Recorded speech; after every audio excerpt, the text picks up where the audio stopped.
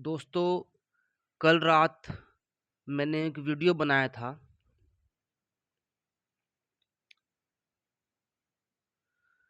दोस्तों, कल रात की वीडियो में मैंने चांदमणि सर की जो नीट पीजी को लेकर एक पर्टिकुलर जातियों को गालियां दी जा रही है और मेरिट के नाम पे जातिवाद का जो खेल चल रहा है, उस पे उन्होंने जो अपनी फेसबुक पे पोस्ट की थी सारी चीज़ों को समझाते हुए, उसके बाद कल रात उन्होंने एक और पोस्ट की है।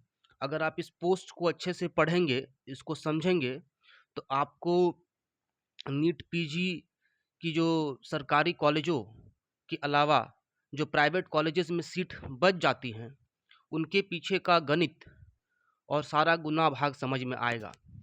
इस पोस्ट को देखते हैं।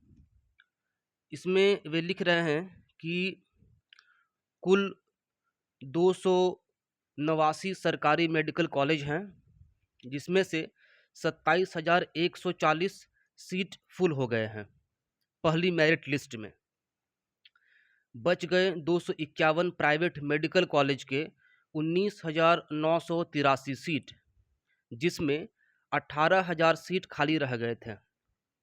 और ये जो नई कट ऑफ जिस पे इतनी बहस चल रही है, ये इन्हीं प्राइवेट कॉलेजेस के 18,000 सीट जो नीट पीजी के लिए रखी गई है, जो खाली बच गई है, इसी पे सारी बहस है। इसको अच्छे से समझिए। अब इन पर 12% वाले जनरल या ईडब्ल्यूएस एडमिशन लेंगे, 1 से 1.5 करोड़ फीस देकर। 18,000 सीट है, तो एक का हिसाब रख ले तो 18,000 करोड़ का व्यापार होगा। सीधा सा गणित है सर, कि 18,000 करोड़ का व्यापार होगा। उससे भी ज़्यादा हो सकता है। ये हम मिनिमम मान के चल रहे हैं कि प्राइवेट कॉलेजेस में पीजी सीट्स के लिए इतने रुपयों का एक पूरा बिजनेस मॉड्यूल है इनका। सवर्न मेरिट 12% लाकर दम तोड़ दिया है। ज़रूरत पड़ी तो इससे भी कम हो जाएगा, और कम होती ही है, कम होती है। टाइम्स ऑफ इंडिया की पिछले कुछ सालों की आप अगर रिपोर्ट उठाकर देखेंगे, तो नीट यूजी की जो एडमिशन है, जो डोनेशन कोटा या मैनेजमेंट कोटा के नाम से सीट रखी जाती है, उसमें 0% पे भी एडमिशन्स हुए हैं। 12% लाने वाले ईडब्ल्यूएस उर्फ सवर्ण रियल में सर्जन बन जाएंगे। प्राइवेट मेडिकल कॉलेज जब इतने फीस लेंगे, तो पास करा कर ही दम लेंगे और इन्हें एमडी एमएस की डिग्री दे देंगे। बिल्कुल उस पर आईएमसी का ठप्पा होगा।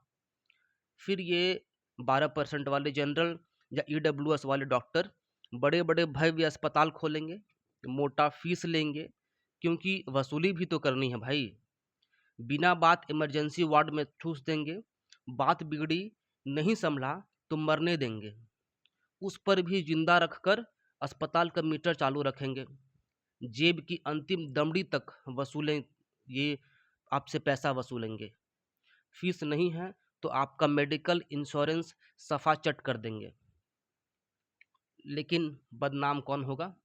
कोटा वाला डॉक्टर। कोटा मतलब जो रिजर्व सीट से जाता है, एससी एसटी वाले डॉक्टर, ओबीसी वाले डॉक्टर, इनको बदनाम किया जा रहा है। जो अपनी गुर्बत की वजह से, अपनी गरीबी की वजह से कम नंबर लेकर भी एडमिशन पा गया, फिर सरकारी मेडिकल कॉलेज के अंतरिम एग्जाम पास किया, सरकारी नौकरी के लिए कंपटीशन देकर सरकारी डॉक्टर बना। लेकिन सारा खेल जाति, पावर और पैसा का है। धन पशु जातिवादियों की डीमेरिट ढक जाती है।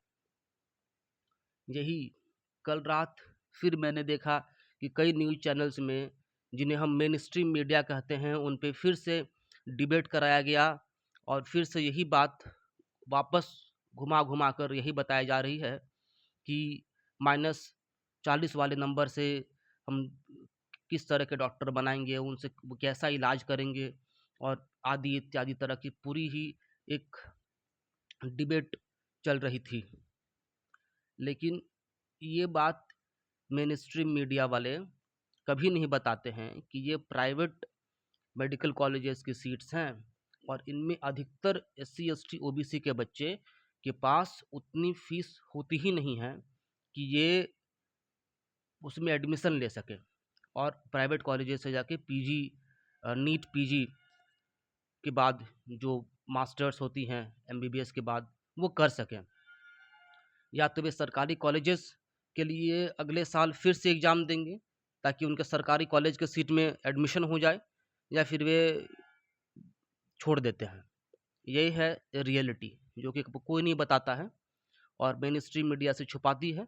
इसमें सारा खेल जाति का है। कल की जो पोस्ट है इनकी, उन पे एक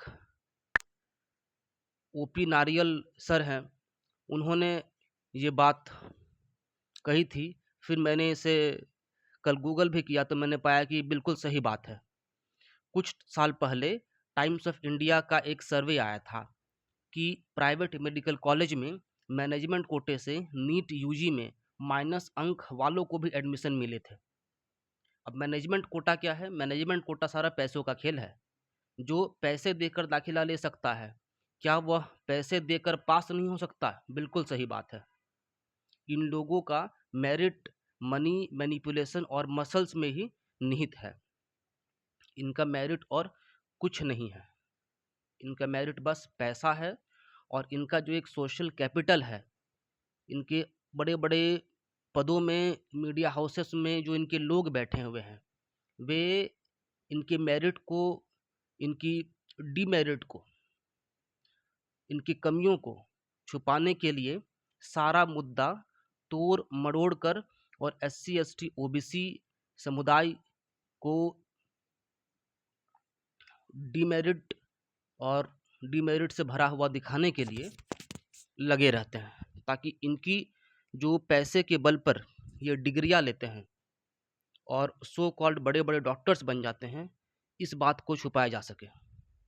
सारा खेल यही है दोस्तों, आप लोग समझिए।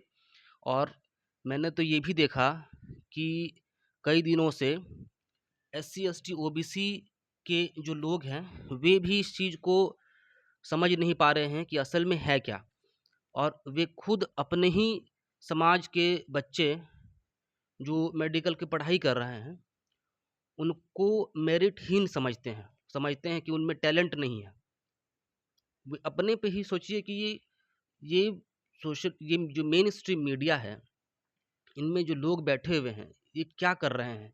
ये कितनी खतरनाक बात है कि ये एससी एसटी ओबीसी के लोगों में ये एक हीनता की भावना, खुद में ही आप अपने आप को हीन समझने लगते हैं। ये हीनता का बोध आप में भर दिया जा रहा है।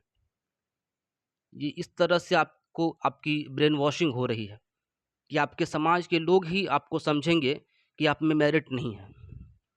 लेकिन इन चीज़ों को ढंग से समझने के लिए हमें फैक्ट्स की ज़रूरत है और फैक्चुअल चीज़ों पे बात करने की ज़रूरत है, और जिसके लिए हमें हमारे समाज के जो पढ़े लिखे विचारक हैं, जैसे मनीष चंद जी हैं, इनकी पोस्ट्स को सोशल मीडिया पे समझना होगा, क्योंकि मेन स्ट्रीम मीडिया में हमारे लिए कुछ नहीं रखा हुआ है। अब मेन स्ट्रीम मीडिया का एक तय नैरेटिव होता है, जिस नैरेटिव के तहत वे बात करते हैं, और उसमें जिन लोगों का स्टेक है वे अपनी तरह से बात को रखेंगे। लेकिन आपको समझना होगा तो अपने लोगों, अपने समाज के विचारकों से जुड़िए और उनकी बातों को फॉलो कीजिए। धन्यवाद।